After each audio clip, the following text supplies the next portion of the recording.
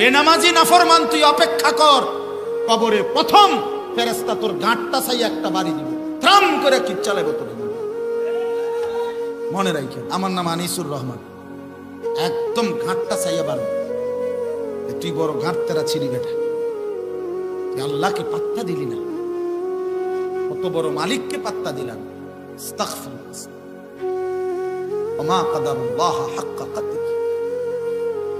আল্লাহ তাআলা বলেন, হায় বান্দা তোমরা আমাকে কদর করতে পারো না, আমাকে চিনলা না বান্দা।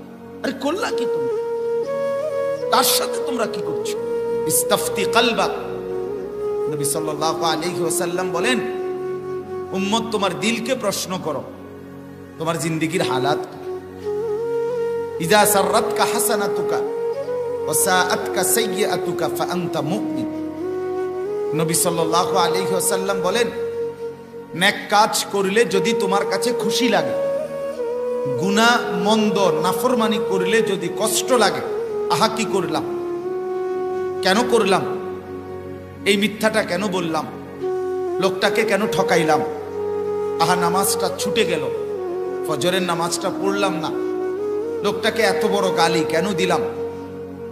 এই মিথ্যা, চুরি, অন্যায়, গুনাহ নাফরমানি করলে নবী সাল্লাল্লাহু আলাইহি ওয়াসাল্লাম বলে, যদি তোমার কষ্ট লাগে, ব্যথা লাগে, হৃদয়ে অস্থিরতা লাগে, বেচাইনি, আর নেক কাজ করলে যদি ভালো লাগে, যে আমি একটা মসজিদ করছি, আমি একটা মাদ্রাসা করছি, আমি 10 জন এতিমকে লালন পালন করছি, আমি মানুষের মুখে হাসি ফুটাবার চেষ্টা করছি, আমি আজকে সারাদিনে 5 ওয়াক্ত নামাজ জামাতে পড়ছি, আজকে কিছুটা তাসবিহ পড়ছি, আজকে 50টা টাকা আল্লাহর রাস্তায় দান করছি, আলহামদুলিল্লাহ। এই যে ভাল লাগতেছে নিজের ভিতরে, আর গুনাহের কারণে কষ্ট লাগতেছে, রাসূলুল্লাহ সাল্লাল্লাহু আলাইহি সাল্লাম বলেন, এতটুকু যদি হয় তাহলে ধরে নাও এখনো তুমি মুমিন। কিন্তু যেদিন দেখবা এর চাইতে নিচে নেমে গেছো, জিন্দেগীর হালাত, মিথ্যার পর মিথ্যা, অন্যায়ের পর অন্যায়, স্বাভাবিকভাবে বছরের পর বছর, দিনের পর দিন করছো, অনিয়ম, অশ্লীলতা, বেহায়াপনা, চুরি, ডাকাতি, মদ, জুয়া, জিনা, ব্যভিচার, সুদ, ঘুষ, অবৈধ উপার্জন, ছিনতাই, রাহাজানি, অপরের সম্পদ লুণ্ঠন, স্ত্রী বেপর্দা, সন্তানের বেপর্দা, নাচ গান, এটা একটার পর একটা চলতেছে প্রতিদিন এক তালে, কিন্তু আপনার আমার হৃদয়ে কোনো পরিবর্তন নাই, অনুশোচনা নাই, লজ্জিত কোনো অনুভূতি নাই, বিব্রত ভাব নাই, একটু অনুশোচনাও নাই। আল্লাহর নবী যেন বলতে চাচ্ছে, হায় আল্লাহর বান্দা, ধরে নাও এমন নাফরমান, এমন পাষাণ, তোমার ঈমান অনেক আগে হারায় গেছে। এক মুসলমান যার কলিজার মধ্যে ঈমানের শেষ অংশ আছে, সে লাগাতার এক গুনার উপরে চলতে পারে না। 30 বছর কেউ সুদ খাইতে পারে না, 20 বছর কারো ঘরে লাগাতার প্রতিদিন, মুসলমান হইলে, ইমানদার হইলে, আখিরাতের কথা মনে থাকলে, কোন মুসলমানের ঘরে টানা 10 বছর প্রতিদিন স্ত্রী, ছেলে মেয়ে নাচ গান দেখে, রঙিন টেলিভিশন চলতেছে ডেইলি, আপনার বউ বাচ্চা প্রতিদিন সমান তালে হাসি মুড়ে স্বাভাবিকভাবে, কোনো বাধা নাই কারো, এইভাবে নাচ গান, জিনা, ব্যভিচারের ছবি আপনার ঘরে বসে দেখতেছে, এটা কোনো প্রকৃত ইমানদারের ঘর হইতে পারে না। সাফ কথা, সাফ কথা। কোন মুসলমানের বাচ্চা ধারাবাহিক প্রতিদিন ওজনে কম দিতে পারে না, প্রত্যেক দিন মানুষকে ঠকাইতে পারে না। বেটা, তোমার ঈমান হারায় গেছে। ঈমানের এক জাররা থাকলে খোদার 365 দিন, এক বছর, একটা বছরে তুমি কোনোদিন ফজরের নামাজ পড়লা না কোনোদিনও, আরে তুমি মানুষের বাচ্চা কেমনে? তুমি মুসলমানের সন্তান হইলা কিভাবে মিয়া? তোমার ঈমান কোথায় তাইলে? 365 দিনে কোনোদিন তোমার উঠাবে না, একদিনও ফিকির আসবে না? এটা কি ধরনের মুসলমান বলেন? ইনসাফের সাথে বলেন। কোন মুসলিম নারী যার হৃদয়ে ঈমান আছে, সে কিভাবে প্রতিদিন বেপর্দা হয়? প্রতিদিন বেপর্দা হয় কেন? কোন মুসলিম বোন যার হৃদয়ে ঈমান আছে, সে প্রতিদিন বেপর্দা হয় কেন? কোন মুসলমানের যুবক, কিশোর, তরুণ যার কলিজায় ঈমান আছে, সে প্রতিদিন দিবা নিশি রাত্র দিন মোবাইলে অশ্লীল ছবি, নাচ গান, জিনা ব্যভিচারের দৃশ্য, এই অসভ্যতা, এই নির্লজ্জ বেহায়াপনা লাগাতার প্রতিদিন কেমনে করতে পারে বলে? এটার মূল কারণ এটা, ঈমান হারায় গেছে, ঈমানের যাররাটাও নাই, ভুলে গেছে। ইয়ালামুনা যাহিরাম মিনাল হায়াতিদ দুনিয়া ওয়া হুম আনিল আখিরাতি হুম গাফিলুন। আল্লাহ তাআলা বলেন, বান্দা দুনিয়ার জীবনের বাহ্যিক দিক, মাটির উপরের দিক, এটা তো খুব বুঝেছ, কিন্তু ওয়া হুম আনিল আখিরাতি হুম গাফিলুন, কিন্তু আখিরাতের বিষয় নিয়ে তো একদম গাফেল হয়ে আছো। দুনিয়া তো তুমি সবই বুঝো, কিন্তু একটা সূরা জিজ্ঞাসা করলে কও পারি না, একটা দোয়া জিজ্ঞেস করলে তুমি আর পারো না, একটা আরবি লাইন শুদ্ধ বলতে বললে তুমি আর পারো না, অথচ তুমি দুনিয়ার সবই বুঝো। ভাত মাছ চাল ডাল, জায়গা জমি, বাজার ব্যবসা, আয় ইনকাম, চিটারি বাটফারি সব তুমি বুঝো। তোমারে যখন বলে আখিরাতের কথা, আমরা গ্রামের মানুষ, হ্যাঁ ছোটবেলায় আব্বা ফরাইছে না, সংসার বড় আসিল হুজুর, কইয়েন না এই দুঃখের কথা, কামে লাগাইয়া দিছে, হেসুমি কি আর বুঝিনি, সিহন কথা কয়, হ্যাঁ ফাঁকনা আলা, এসব ফালতু কথা বলা। আখিরাতে ফেরেশতার সামনে এই বাজে কথা, এই ৯০০ কথা বললে চলবে তো? কথা বলেন না কেন? ওয়ালাউ আলকা মাআযীরা, কোরআনুল কারীমের মধ্যে আছে, প্রত্যেকটা নাফরমান পাপী নিজের আমল নামা যখন হাসরের ময়দানে দেখবে, তো দেখে আল্লাহ তাআলার সামনে ওজর, আপত্তি পেশ করবে, আপত্তি করবে, টালবাহানা করবে, নিজের আমল নামা আল্লাহর সামনে বলবে, আল্লাহ এত মিথ্যা আমি বলি না, সুদ খাইছি ঠিক আছে, আমি অস্বীকার করতাম না, কিন্তু এইভাবে বুঝি মানুষের সুদ খায়। কি ও কোন আপনি এটা কারে দিয়ে লেখাইছেন? বেড়াতে লেখা থুবাই লাইছে, গাইল লাইছি আমি ঠিক আছে, কিন্তু বুঝি বালা কথা কোনো কথাই কইছি না, আমাকে কোনো বালা কথাই দি নাই, এটি তো অকাতরে গালি লিখে রাখছে আমার নামে। এই মানে সেগুলো অস্বীকার করতে চাইবে, ওয়ালাউ আলকা মাআযীরা, উযর উযর পেশ করবে, না এটি আমার না। আল্লাহ জিজ্ঞাসা করেন তারে আবার, আমি নামাজ পড়ি নাই ঠিক আছে, কিন্তু শুক্রবারে যে 2 রাকাত পড়ছি সেটাও দি নাই, এই তো বোঝা যায় ফেরেশতা উল্টাপাল্টা লিখছে, নাহলে শুক্রবারের নামাজ ডাকো, এইটাও দি নাই। আল্লাহ বলবে, ফেরেশতা কি কয় শোনো? ফেরেশতা বলবে, আল্লাহ শুক্রবারে নামাজ পড়ছে ঠিক আছে, কিন্তু ওযু হইছে না, ফরজ গোসল যেভাবে আদায় করতে হয় এভাবে হয় নাই, ফলে পবিত্রতা অর্জন হয় নাই, যার কারণে পবিত্রতা বিহীন কোনো নামাজ কাউন্ট হয় না, হিসাবে আসে না। শরীয়ত সম্মত পদ্ধতিতে যার ওযু গোসল হয় না, সে যদি বঙ্গোপসাগরও ডুব দিয়ে গোসল করে সে পবিত্র হবে না।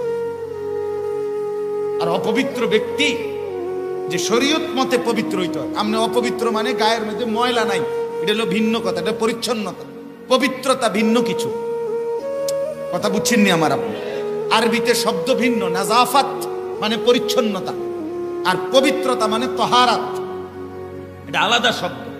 পবিত্র হইতে হইলে কোরআন সুন্নাহ ইসলাম যেভাবে বলছে ওইভাবে হইতে হইবে।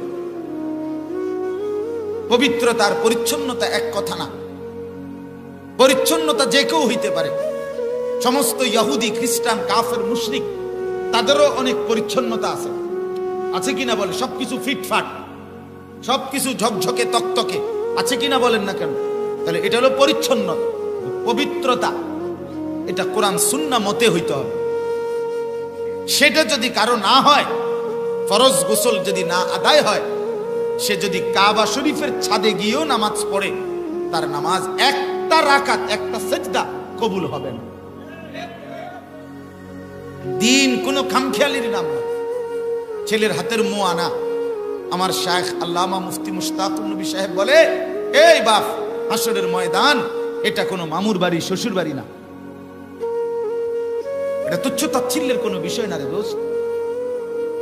দুনিয়া কোনো না কোনো ভাবে পার হয়েই যায়। দুনিয়া আলুর ভর্তা ডাল দিয়া খাইতে বসলেও পেট ভরে যায়। দুনিয়া 10 আইটেমের তরকারি দিয়া খাইতে বসলেও পেট ভরে যায়। আলুর ভর্তা ডাল দিয়া খানা শুরু করলেও খাবারের চাহিদা মিটে যায়। 1000 আইটেমের তরকারি দিয়ে খাইতে বসলেও খাবারের চাহিদা কিছুক্ষণ পরে মিটে যায়, পেট ভরে যায়। দুনিয়া কোনো রকম পার করাই যায়, তা আখেরাত কোনো রকম পার করা যাবে না। মৃত্যু পরবর্তী জিন্দেগি বাপ আমার, বন্ধু আমার, নওজোয়ান সাথীরা আমার, আমি মূলত লম্বা ধারাবাহিক কোন ওয়াজ পাশে বসা আছেন, অনেক বেশি অনুরোধ করছেন, এই হিসাবে আমার শায়েখ আমাকে বলছেন আসতে, আসছি। একটু সময় শুধু বলা আপনাদের কাছে আমার অনুরোধ বাপ, এই যে কয়জন বসছেন এই কয়জন আমরা প্রত্যেকে ফিকির করবেন জিন্দেগির পরিবর্তন কি। আমি আবারও বলছি, আপনি আমার দিকে চাইলে শুধু আমারে হিসাব করলে আপনার হবে না, অমুকের হিসাব করলে আপনি হবে না। আপনার অবস্থা বলেন, ঠিক কিনা বলেন না কেন? আপনি বদলাবেন কখন? আলাম ইয়ানি লিল্লাযীনা আমানু আন তাখশা কুলুবুহুম লিযিকরিল্লাহ। কোরআনুল কারীমে আল্লাহ তাআলা বলেন, আমার মুমিন বান্দা, আমি আল্লাহর ভয়ে, আমার ভয়ে, আমার স্মরণে, আমার বন্দিগির জন্যে তোমার দিলটা নরম হওয়ার সময় আজও কি হয়নি? এই যুবক, তোমরা যারা আজকে ফজর জোহর আসর পড়ো নাই, এখানেও আছো, আমি জানি নাফরমান, তুমি কি আর তাইলে কোনোদিন সেজদা দিবে না? আপনাদের যাদের স্ত্রী বেপর্দা, আপনাদের যাদের মেয়ে বেপর্দা, ওই অসভ্যকে বলেন, ওই বেহায়াকে বলেন যে এই বেহায়া নারী, তুই না মুসলিম পরিচয় দেস, তুই কি আর কোনোদিন পর্দা করবি না?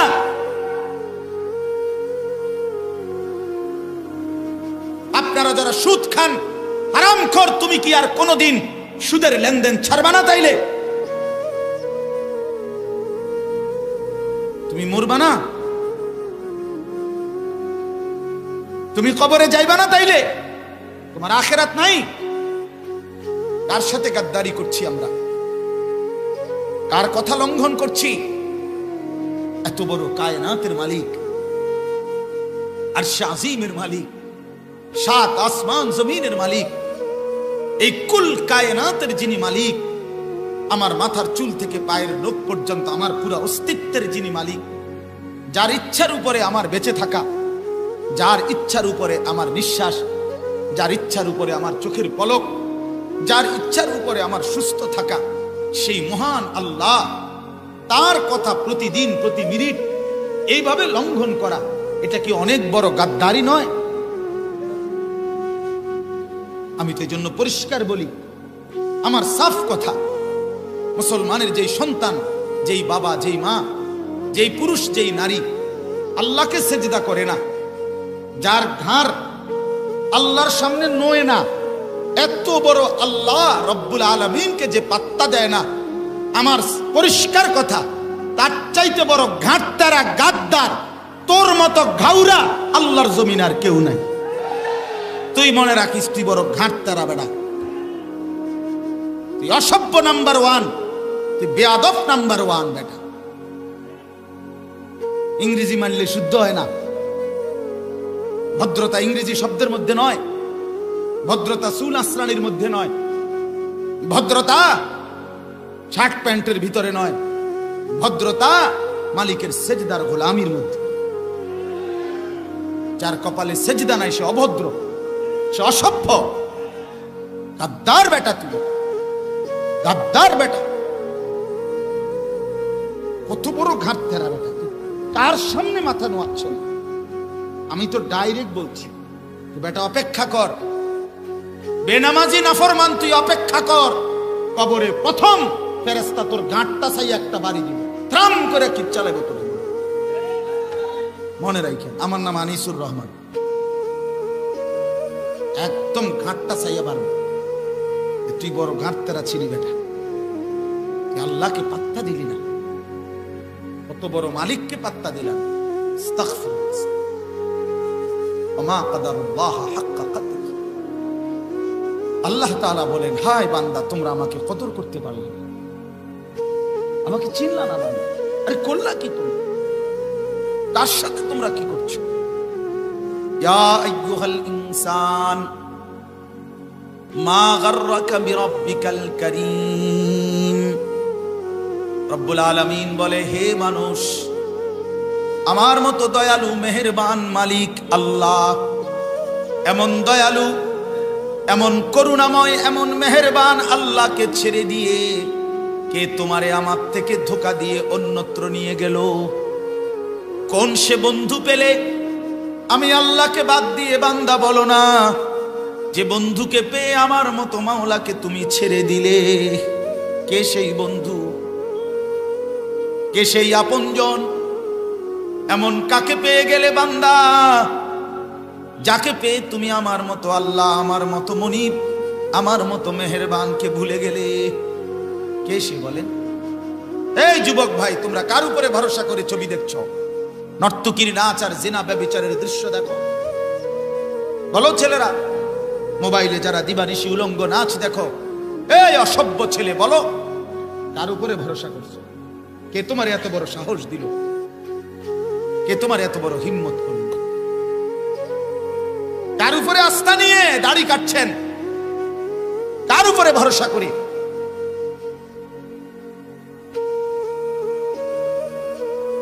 কার উপরে ভরসা করে সুদের ব্যবসা করছেন? কার উপরে? কে সে জন যে আল্লাহ চাইতে আপনার কাছে প্রিয় হয়ে গেল? আপনাদের স্ত্রী যাদের বেপর্দা তাকে বলেন, ছেলে যাদের ঘরে নামাজ পড়ে না বলেন, বুঝাপড়া করে। খাট পালং আর সোফা ফার্নিচারের জন্য তো বুঝাপড়া করতে পারেন, বললগে বেডিরে 50 আইটেমের কালার দেখায় সোফা বানানোর জন্য, ক্যাটালগ বই আনে, আইনা একটার পর একটা, একটার পর একটা দেখায়, চয়েস করতে করতে ঘাম বাইয়া বাইয়া পড়ে। জুতে এক জোড়া বেড়ি, মার্কেটের এই মাথার থেকে এই মাথা পর্যন্ত দুপুর 3টায় গেছে, রাতের 9টা বাজে, বুড়ির জুতায় চয়েস হয়। কোন জুতা দিয়ে ফিটলে হেবড়ির সুবিধা হয় এইটাই চয়েস করতে একটাছে না, বুড়ি জুতায় চয়েস করে। এবারে মোজা কিনবেন কোন সময়? আপনি জুতাই তো বাজ্যা গেছে 9টা, আপনি মোজা কখন কিনবেন? আশ্চর্য বেইনসাফি, খামখেয়ালি এক জিন্দেগি বাপ আমরা মেনে নিয়েছি। অতএব আমার কথা এটাই, আপনার পরিবর্তন চাই, আপনার পরিবর্তন, আমার পরিবর্তন, আমাদের পরিবর্তন সবাই মিলে বদলাইতে চাই। বলেন ইনশাআল্লাহ। আল্লাহ তাআলা তৌফিক দান করেন, আল্লাহ তাআলা এই মাদ্রাসাকেও কবুল করেন। আজীব নাম মাদ্রাসার, আমি এই প্রথম লৌহে মাহফুজ মাদ্রাসা এই নাম দেখছি। এমন নাম আমি আর কোনো মাদ্রাসার নাম আর দেখিনি। মাশাআল্লাহ, আল্লাহ তাআলা ভরপুর কবুল করেন, ভরপুর কবুল করেন। আমার শায়েখের অনেক মহব্বতের মাদ্রাসা এটা। চেয়ারম্যান সাহেব আমার হযরতের অনেক ভালোবাসার মানুষ। আমি আপনাদের সবার কাছে, আমি আপনাদেরই ছেলে, আমার বাড়িতে এখানে নাঙ্গলকোট উপজেলা। আপনাদের কাছে অনুরোধ করছি বাপ, আমরা প্রত্যেকে ইনশাআল্লাহ আজকের থেকে সিদ্ধান্ত নেব যে আমি বদলাবো। ঠিক আছে ইনশাআল্লাহ? কোরআনুল কারীমের মধ্যে আছে, সমস্ত নবীদের ফিকির ছিল এটা, ইন উরিদু ইল্লাল ইসলাহ মাস্তাতাতু। কোরআনুল কারীমে আছে সমস্ত নবী আদম থেকে মুহাম্মদ সাল্লাল্লাহু আলাইহি ওয়াসাল্লাম, প্রত্যেক নবী তাদের কওমকে, মানুষকে আল্লাহর দিকে দিবানিশি ডাকতেন।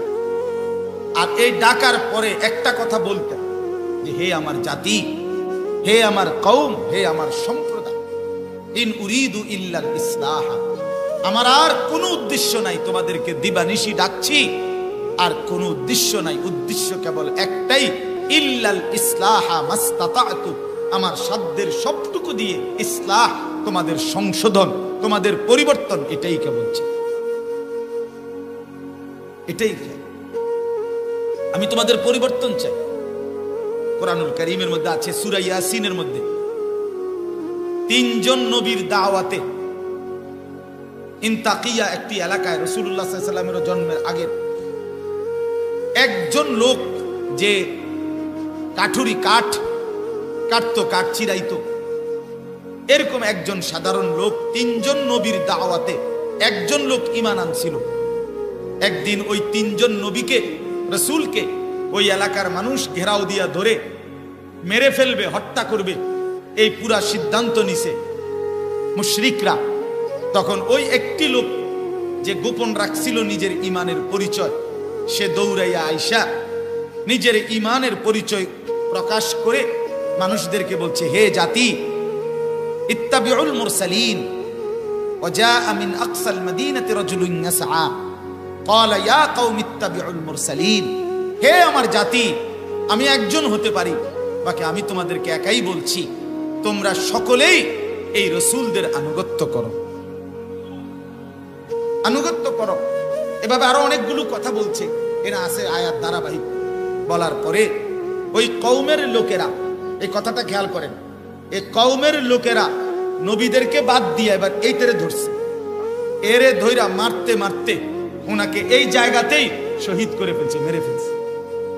এই মৃত্যুর মুহূর্তে যখন নিঃশ্বাস বের হচ্ছে, তখন আল্লাহর পক্ষ থেকে ফেরেশতা ওনার সামনে জান্নাত হাজির করে ফেরেশতা ডাইরেক্ট বলছে, কিল আদখুলিল জান্নাহ, এই আল্লাহর বান্দা, ঢোক না, জান্নাতে ঢোক, আও না, জান্নাতে আসো, ঢোকো, এই জান্নাতে ঢোকো। তখন দেখেন এই ফিকিরটা আমি বলতেছি, এই সময়ও এই লোকটি, এই মানুষগুলো যাকে অহরহ পিটতেছে, মারতেছে, এখন এই মানুষগুলোর জন্য উনি সাথে সাথে ফেরেশতা যখন জান্নাত দেখাইছে, উনি তখন আবার বলে আসছে, ইয়া লাইতা কওমি ইয়ালামুন, হায় আমার জাতি, যদি তোমরা আমার কথাটা বুঝতা, যদি তোমরা আমার কথাটা বুঝতে, আহা, তোমরা যদি আমার কথাটা বুঝতে। অর্থাৎ মরতে মরতে, শহীদ হতে হতেও কওমের কি করছে, সম্প্রদায়ের ফিকির করছে। আহা জাতি, যদি বুঝতে, ইয়া লাইতা কওমি ইয়ালামুন বিমা গাফারা লি রাব্বি ওয়া জাআলানি মিনাল মুকরামিন। দেখো, আঘাত করছো তোমরা, বিনিময়ে আমার আল্লাহ আমার জিন্দেগীর গুনাহ মাফ করে দিছে, আর আমাকে জান্নাতের সম্মানিত পছন্দনীয় বান্দাদের অন্তর্ভুক্ত বানায় দিছে, যদি তোমরা বুঝতে। এজন্য বাপ, ভাই, বন্ধু, যদি আপনারা বুঝতেন, যদি আপনারা বুঝতেন, ইয়া লাইতা কওমি ইয়ালামুন, হে আমার জাতি, যদি আপনারা বুঝতেন, অন্ধকারে সুখ নাই, আলোতেই সুখ, অন্ধকারে তৃপ্তি নাই, আলোতেই তৃপ্তি। অন্ধকার, প্রত্যেকটা গুনাহ অন্ধকার, প্রতিটা অশ্লীলতা অন্ধকার, প্রতিটা বেহায়াপনা অন্ধকার, প্রতিটা চুরি ডাকাতি জিনা ব্যভিচার, প্রতিটা সুদ ঘুষ কিস্তি, প্রতিটা মদ জুয়া, প্রতিটা নারীর বেপর্দা বেহায়া জিন্দেগি, প্রতিটা নাচ গান, এটা অন্ধকার, অন্ধকার, এটা অন্ধকার। অন্ধকারে সুখ নাই, অন্ধকারে তৃপ্তি নাই, আলোতেই সুখ, আলোতেই তৃপ্তি, আলোতেই স্বস্তি। যেই কোনো মানুষ কারেন্ট চলে গেলে আপনার ইন্নালিল্লাহ পড়ে, ঠিক কিনা বলেন না? কারেন্ট আসলে আলহামদুলিল্লাহ পড়ে, ঠিক কিনা বলে? বুঝা গেল অন্ধকারে অস্বস্তি, অন্ধকার মুসিবত, নাহলে ইন্নালিল্লাহ কয় কার? হ্যাঁ, কথা বলেন না কেন? আর আলো আসলে গোলামিতে তৃপ্তি, আল্লাহর ইবাদতের মধ্যেই তৃপ্তি। এই জন্য আপনাদের কাছে আমি প্রথম এই কথাটাই অনুরোধ করলাম, আপনারা প্রত্যেকে ইনশাআল্লাহ পরিবর্তনের সবক নেবেন, বলেন ইনশাআল্লাহ। এবার আসেন আর দুইটা কথা, এ কথা তো বুঝছেন ইনশাআল্লাহ, আমি আপনি নিয়ত করলাম। দ্বিতীয় কথা হইল, আমাদের যে হায়াত, এই হায়াতটা ওয়ান ওয়ে, আমাদের এই জিন্দিগি প্রত্যেকের ওয়ান ওয়ে। ওয়ান ওয়ে মানে কি? ওই যে এই 4 লেনের রাস্তা গেলে আপনি বুঝবেন ওয়ান ওয়ে কি। মানে এদিক দিয়ে যে রাস্তায় যায়, এখানে নিয়ম হইল ওয়ান ওয়ে, একমুখী, অর্থাৎ আপনাকে শুধু সামনের দিকেই যাইতে হবে, এদিক দিয়ে আপনি আর পিছিয়ে থাকতেন না। বুঝিনি আমার কথাটা? আপনাকে যদি আবার পিছনে আসতে হয় তো ইউটার্ন নিয়ে আইতে হইব এদিক দিয়ে, নাকি এদিক দিয়ে আইতে পারবেন? এটারে কয় একমুখী রাস্তা, যেটা দিয়ে শুধু সামনেই যাইতে হয়, এখান দিয়ে আর কি করা যায় না, পিছানো। আমাদের জিন্দিগি, আমাদের হায়াত ওয়ান ওয়ে। আমরা প্রত্যেকেই, জওয়ান কিংবা বুড়ো, উপরে কিংবা নিচে, আমরা প্রত্যেকেই কিন্তু সামনের দিকে যাইতে হবে। আর কেউ আমরা এই যে আজকের দুপুর কল্পনা করেন, আজকের দুপুরটা আমরা দেখছি না, দেখছেন না? তাহলে এখন সেই দুপুরে ফিরত যান, ইউটার্ন লন। ওইখানে তো ইউটার্ন লইয়া আসা যায়, কিন্তু এখানে ইউটার্ন নিয়েও কি করা যাবে না, একবারে ওয়ান। আমাদের হায়াত শুধুই সামনে, শুধুই সামনে। যুবক ভাই, তুমি সামনেই যেতে হবে। হয় তুমি বৃদ্ধ হবা, নয় কবরে চলে যাবে। মুরব্বী বাবা চাচা মাঝ বয়সী, আপনারাও প্রত্যেকে সামনেই যেতে হবে। হয় আপনি আরো কিছুদিন হায়াত পাবেন, নয়তো কবরেই চলে যাবেন। কিন্তু পিছানোর সুযোগ আছে কি? তাইলে অতএব বুদ্ধিমান হিসাবে আমাদের উচিত, বিবেকবান হিসাবে আমাদের এই হায়াত, এই সময়কে কদর করা। কারণ এটা আর কোনো দিন, কোনো মিনিট, কোনো সেকেন্ড, প্রতিটা মিনিট সেকেন্ড, প্রতিটা দিন সপ্তাহ, প্রতিটা ঘন্টা আর কোনো দিন আমার জীবন থেকে ফেরত আসবে না, আর আসবে না কোনো। আমি আর পিছনের দিকে যেতে পারবো। অতএব এই দুইটা আয়াতের মূল বক্তব্য এই কথাটাই, যে আমরা যেন প্রত্যেকেই আমাদের হায়াতের কদর করি। আমাদের এই যে বর্তমান যে সময়টা আমরা যে বেঁচে আছি, আল্লাহ যে আমগরে এখনো মৃত্যু দেয় নাই যাকে যাকে, এইটুকু সময়ের কদর করা, এইটুকু সময়ের মধ্যেই আমাদের আখিরাতের পুঁজি, পরকালের সামান, কবরের সামগ্রী গ্রহণ করা। নাই তো খোদার কসম, প্রত্যেকটা পাপী নাফরমান অবাধ্য যে সময়গুলো হায়াত গুনাহ আর অশ্লীলতা আল্লাহর নাফরমানিতে শেষ করছে, এই মানুষগুলো প্রত্যেকে মৃত্যুর মুখোমুখি আজরাইল যখন এসে দাঁড়াবে, আল্লাহর কাছে প্রত্যেকটা নাফরমান পাপী নিজের হায়াতের এই পিছনের এই দুনিয়াটা কিছু সময় আবারও ফেরত চাইবে, ভিক্ষা চাইবে।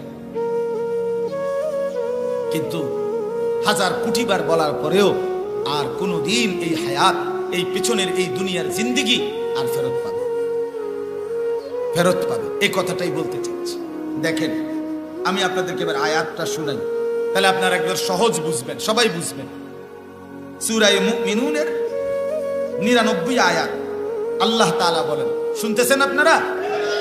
হাত্তা ইদা জাআ আহাদাহুমুল মাউত, অতঃপর যখন আসবে প্রত্যেকটা পাপী নাফরমানের মৃত্যুর সময়, মানে মালাকুল মউত আজরাইল, প্রত্যেক মানুষের সামনে মৃত্যুর মুহূর্তে আজরাইল মালাকুল মউত এসে আগে দাঁড়ায়। দাঁড়াইয়া নেককার ব্যক্তির সামনে নেক সুরতে দাঁড়ায়, আর বদকার আর নাফরমানের সামনে বিভৎস কুৎসিত আকৃতিতে দাঁড়ায়। তো যখনই আজরাইল দাঁড়াবে, মানে মৃত্যুর মুখোমুখি হবে, আল্লাহ বলেন প্রত্যেকটা পাপী নাফরমান অবাধ্য কলা বলবে, রব্বি, হে আমার রব, ইরজিউন, আমারে কিছুটা সময়ের জন্য আবার দুনিয়ায় ফেরত যেতে। কলা রব্বিরজিউন, প্রতিটা পাপী নাফরমান বলবে, রব্বুল আলামিন, আমাকে কিছুটা সময়ের জন্য দুনিয়ায় ফেরত যেতে দেন। মালাকুল মউতকে সরিয়ে দেন, একটু সময়ের হায়াত পুনরায় ভিক্ষা দেন। এবার আল্লাহ বলেন কি জন্য? তো নাফরমান পাপী অবাধ্য জীবনটা খামখেয়ালিতে যে শেষ করে ফেলছে, সে বলবে, লাআল্লি আ'মালু সালিহান ফীমা তারাকতু, আল্লাহ, যেই আমলগুলো ছুটে গেছে, যে বন্দেগীগুলো করি নাই, যেই নামাজ রোজা ইবাদত, যেই দান সাদাকা জিকির তেলাওয়াত, যেই গুনাহ বর্জন, যেই আমলগুলো করলাম না, এই ছুটে যাওয়া আমলগুলো এবার যদি আবার একটু সময় পাই পুনরায়, তাইলে এগুলো 100 পূর্ণ করব। আল্লাহ তাআলা বলেন, কাল্লা, হ্যাঁ, আল্লাহ বলবেন কি? কাল্লা, কখনোই না। ইন্নাহা কালিমাতুন হুয়া কাইলুহা, আল্লাহ বলবেন, নাফরমান, এটা তোর মুখের কথা, এটা তোর কথার কথা, এটা তোর মিথ্যা কথা, এটা তোর ফাঁকা বুলি। তুই মুসিবত দেখছো, মানে আজরাইলের বিভৎস কুৎসিত চেহারা দেখে তুমি বুঝে ফেলছো তোমার পরবর্তী শাস্তি হবে বড় ভয়ানক। এই জন্য মুসিবত টের পাইয়া দুনিয়ার হায়াতে ফেরত যাইতে চাইতেছ। মুসিবত থেকে উদ্ধার পাইয়া গেলে তুমি আবার যেই সেই, তুমি বাটফাররে আমি চিনি, তুমি কোনো আইজগা কালকের সিটার না, তুই ফুরান সিটার। তুমি সিটার রে আমি চিনি। তোমার এটা কথার কথা, তোমার এটা কি কথা। আমি তোমার এরকম বহু দেখছি নাফরমান, মুসিবতে পড়ে আমারে ডাকছো, মুসিবত থেকে উদ্ধার হওয়ার পরে আমার সাথে শিরিক করছো। কোরআনে আছে, আল্লাহ বলে নাফরমান কেমন হয় জানো? ইজা রাকিবু ফিল ফুলকি দাউল্লাহ মুখলিসিন লাহুদ্দিন। যখন মাছ দরিয়ায়, মাছ নদীতে, মাছ সাগরে যখন ঢেউ উঠে আর ঝড় উঠে, ভীষণ তুফান উঠে, তখন নৌকা, লঞ্চ, স্টিমার, জাহাজ যেখানেই থাকে, নাফরমান দাউল্লাহ মুখলিসিন লাহুদ্দিন বড় কায় মনোবাক্যে আমি আল্লাহকে ডাকে। আল্লাহ আল্লাহ আল্লাহ আল্লাহ আল্লাহ আল্লাহ আল্লাহ আল্লাহ নামাই লাইছে। সুবহানাল্লাহ, আস্তাগফিরুল্লাহ, আস্তাগফিরুল্লাহ, মানে কইতে আছে যেটা মন ওইটা কইতে আছে। কারে শুধু ডাকে? কারে? ফালাম্মা নাজ্জাহুম ইলাল বার। এবার আল্লাহ বলে যখন আমি দয়া করে পারে ভিড়ায়া দেই। কোথায় ভিড়ায়া দেই? ইদা হুম ইউশরিকুন। সাথে সাথে বেঈমান এবার আমার সাথে শিরিক করে, এবার টোটালি ভুলে যায়। এইবার হলো মাঝি, সারেক, ড্রাইভার, এদের সমস্ত গুণাগুণ। দক্ষ দক্ষ ড্রাইভার, সিএনজি গাড়ি, প্রাইভেট কার অ্যাক্সিডেন্ট করতে লাগে তখন ডাকে আল্লাহকে। যখনই মাফ মানে মুক্তি পায়, বেঁচে যায়, তো এইবার বলে তে একটা ড্রাইভার রে। ড্রাইভার মানে একটা পাকা ড্রাইভার। এরম ড্রাইভার হয় না, না না, তারা 14 গোষ্ঠী ড্রাইভার। তারা মারফেটের থেকে গাড়ি চালাইতে চালাইতে দেখ, মানে এইবার সমস্ত গুণাগুণ কার? নাফরমান। একটু আগে ডাকছিলি কারে? বেটির যখন সিজার হইতে লাগে তখন আল্লাহ আল্লাহ আল্লাহ আল্লাহ আল্লাহ আমদে বেহায় লরে কাইতে হয়, কত কথা কয়। বাচ্চাটা হইয়া সারলে এইবার 14 গোষ্ঠীরে জানাইতেছে, হ্যাঁ হইছে হইছে হইছে হইছে। হিন্দিয়া কয় লাগছে নি? কহ লাগছে মানে কারো লাগছে লাগছে লাগছে, হইছে হইছে, এই জানাইতেছে। এবার ইউরোপ, আমেরিকা, অ্যান্টার্কটিকা শেষ হইয়া কবরস্থানেও যদি কেউ থাকে, তার নাম্বার থাকলে হেগরও জানাইতেছে। কিন্তু এই ফাঁকে আসরের নামাজও শেষ, মাগরিবও শেষ, এশাও শেষ। এবার আর আসল মনিবকে জানানোর আর দরকার নেই। আল্লাহ বলে তুমি এই জাতের সিটা, তুমি কোনো ছোটখাটো সিটা নেই, তোমারে আবার ছেড়ে দিলে তুমি তাই করো। কাজেই এই শেষ কথা হলো ওমিন ওয়ারাইহিম বারযাখুন ইলা ইয়াউমি ইউবআসুন। আল্লাহ তাআলা বলেন অতএব নাফরমান আর কোনো কথা নাই, এখন থেকে নিয়ে মালাকুল মউতের হাতে ধরা দিয়ে তুমি কবরের জিন্দেগিতে ওই হাসরের ময়দানে উঠানো পর্যন্ত বারজাখ মানে কবরের জীবন এখানেই পড়ে থাকে, আর দুনিয়ায় ফেরত পাবেন। তাইলে বলেন এ কথা সাফ আমরা বুঝলাম কিনা? এ আরো আয়াত আছে, আমি সময়ের সংক্ষিপ্ততার কারণে বলতে পারতেছি না, কিন্তু এই আয়াতটুকুর দ্বারা এ কথা স্পষ্ট বুঝলেন কিনা যে প্রত্যেকটা পাপী, নাফরমান, অবাধ্য, আল্লাহর দুশ্মন, বেআমল আর গুনার মধ্যে যারা জিন্দেগি আমরা কাটাইছি, আমরা মৃত্যুর মুহূর্তে আজরাইলকে দেখে দুনিয়ার হায়াত ফেরত চাইবে, কিন্তু আল্লাহর কাছ থেকে সেই ফেরত মিলবে? কথা বলেন না, মিলবে? মিলবে। অতএব বাপ আমার শেষ কথা হইল, আপনাদের কাছে এই কথাটা বুঝাইতে চাই, যেহেতু আমরা এটা বুঝলাম যে আপনার পরিবর্তন দরকার। দরকার কিনা বলেন? কার পরিবর্তন দরকার? আমার আমার না না আমাদের কইলেও তো আমার। কার কার বদলাবো? কে? আমি বদলাবো, আমি ইনশাআল্লাহ। আমার শাইখ আল্লামা মুফতি মুশতাকুন নবী কাসিমি হুজুর দেখবেন, আপনারা যারা নিয়মিত বয়ান শুনেন হুজুরে অনেক সময় আবেগে বলে, তাসবিহ, জিকির, বিভিন্ন আমলের ফজিলত বলতে বলতে শেষে একটা কথা কয় মহব্বতে, যে আপনাদেরকে যদি কেউ না করেন আমি মুশতাকুন নবী করবো। এটা কয় না অনেক সময়? এটা হুজুরে জোশ উঠলে কয় যে আমি করব, আমি করবই। ঠিক এরকম আপনাকে বলতে হবে, গোটা পৃথিবী ভেসে যাক, গোটা পৃথিবী ধ্বংস হয়ে যাক, আমি বদলাবই ইনশাআল্লাহ। আমার আখিরাত আছে, আমার পরকাল আছে, আমার কবর আছে, আমার আগামী জিন্দেগি আছে। আমি এখানেই শেষ না, আমি এখানেই শেষ না।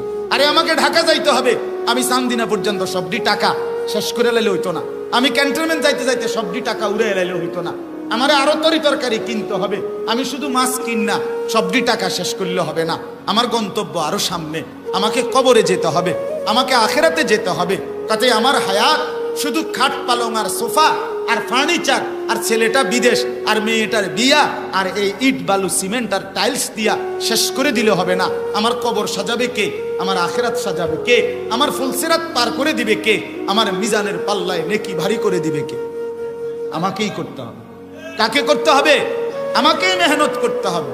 আর এই পরিবর্তন নিজের জীবনের কদর, সময়ের কদর করার জন্য, আমাদের জীবনটাকে বদলাবার জন্য, নিজেকে সুন্দর করার জন্য, গুনাহমুক্ত একটা জীবন গড়ে নিজেকে জান্নাতের উপযোগী মুত্তাকি বানাবার একটা সুবর্ণ সুযোগ আল্লাহর পক্ষ থেকে আমাদের সামনে, সেটা হলো মাহে রমজান।